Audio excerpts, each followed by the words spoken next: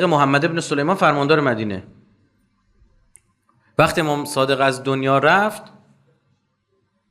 مطلع شد، یه نامه نوشت، گفت اگر جعفر ابن محمد شخصی رو جانشین خود قرار داده او را احضار و گردنش رو بزن. سریع، وقت تلف نکن، نذار یه روز بگذره. احضار، ببین کی جانشینشه، ببین وصیش کیه، سریع احضار میکنی، گردنه میزنی.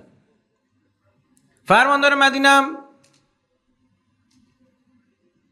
رفت بغداد، وصیت‌نامه حضرت پیدا کرد، آورد نگاه کرد، دید که 5 نفر وصی حضرتن. امام صادق 5 نفر رو وصی خودش قرار داده بود. کیا؟ 1 منصور دوانیقی خلیفه وقت، خود خلیفه رو. 2 محمد ابن سلیمان خود فرماندار مدینه و خود گزارش دهنده. 3 عبدالله ابن جعفر ابن محمد، کیه؟ برادر بزرگتر امام کاظم.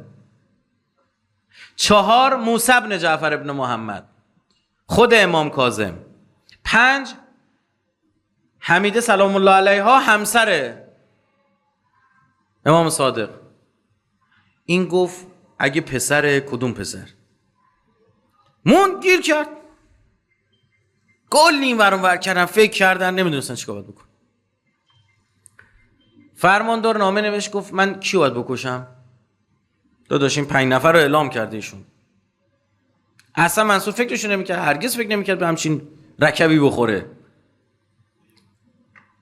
میان وقتی نامه رسید دستش فریاد زد، گفت اینها رو که نمیشود کشت، کاری نمیتونیم بکنیم. اقدام سیاسی بود. حضرت معرفی کرده بود موسی بن جعفر رو، اما میدونست میکشن، رد گم کرده. بعضی موقع راز خود معصومه همینه.